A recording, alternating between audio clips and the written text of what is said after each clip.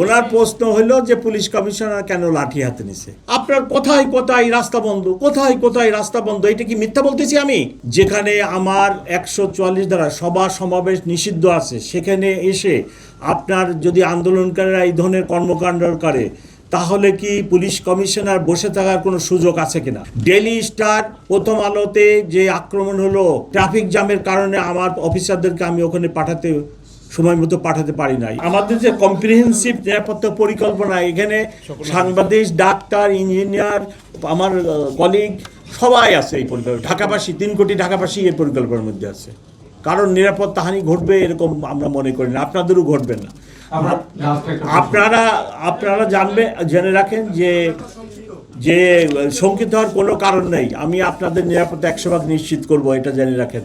গত 15 মাস I am police commissioner বা Dhaka metro police, আপনারা কি দেখছেন আমরা কোনো দলের পক্ষে কাজ করছি? যদি তাই দেখেন যে কোনো দলের পক্ষে কাজ করি নাই, তাহলে এটাই প্রমাণ করে আমরা কোনো দলের না। ওনার প্রশ্ন হলো যে পুলিশ কমিশনার কেন লাঠি হাতে নিছে। কি বুকে বাংলাদেশ আর হাতে বিদেশি?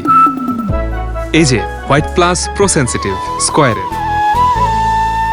আমি তো আমার ইনফর্মাল ড্রেসে আমার বাসায় ছুটির দিন, বাস্তব কথা হলো চুলই কাটাচ্ছিলাম, যখন হঠাৎ শুনতে পারলাম যে যমুনায় আন্দোলনকারীরা ঢুকে পড়তেছে,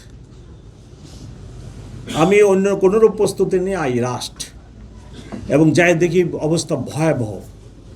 এবং এই নির্বাচনের 5-6 দিন আগে যদি যেখানে সরকার প্রধান থাকেন সেখানে যদি আন্দোলনকারী ঢুকে যায়, যেখানে আমার 144 দ্বারা সভা সমাবেশ নিষিদ্ধ আছে, সেখানে এসে আপনার যদি আন্দোলনকারীরা এই ধরনের কর্মকাণ্ড করে, তাহলে কি পুলিশ কমিশনার বসে থাকার কোনো সুযোগ আছে কিনা? ডেইলি স্টার, প্রথম আলোতে যে আক্রমণ হলো গভীর রাত্রে 11টায়,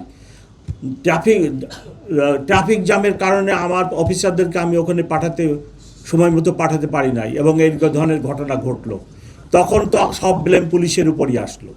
আমি পুলিশ কমিশনার হিসাবে কিভাবে আন্দোলনকারীদেরকে সরকার প্রধানের বাসভবন কাম অফিসে ঢোকার মতো ঘটনা ঘটাতে ঢোকার যে কি বলে সুযোগ বা ঢুকতে যাচ্ছে, এই অবস্থায় আমি কি বসে থাকার কোনো সুযোগ আছে কিনা?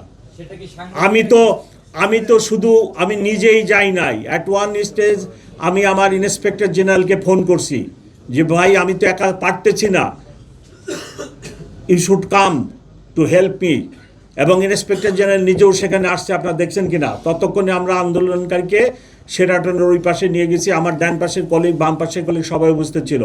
ততক্ষণে ইন্সপেক্টর জেনারেল এসে উপস্থিত হয়েছে। আপনারা এই কথা লেখেন যে গত 15 মাসে যে এই যে 20টা লোক 10টা লোকে রাস্তা ব্লক করে ফেলে, প্রেগনেন্ট লেডি ডেলিভারির জন্য হাসপাতালে যেতে পারে না, হার্ট অ্যাটাকওয়ালা রুগী যেতে পারতেছে না, অমুক যেতে পারতেছে না, পরীক্ষাতে যেতে পারতেছে না, বিমানবন্দরে টিকিট আছে, প্লেন ফেল করতেছে, আপনারা এই কথাগুলো লেখেন। আপনার এই শহরকে নিরাপদ রাখেন, মানুষকে নিরাপদ রাখেন, মানুষের যাতায়াত ব্যবস্থাকে নিরাপদ রাখেন। আপনার কোথায় কোথায় রাস্তা বন্ধ, কোথায় কোথায় রাস্তা বন্ধ, এটা কি মিথ্যা বলতেছি আমি? আপনিও তো মুভমেন্ট করতে পারেন না।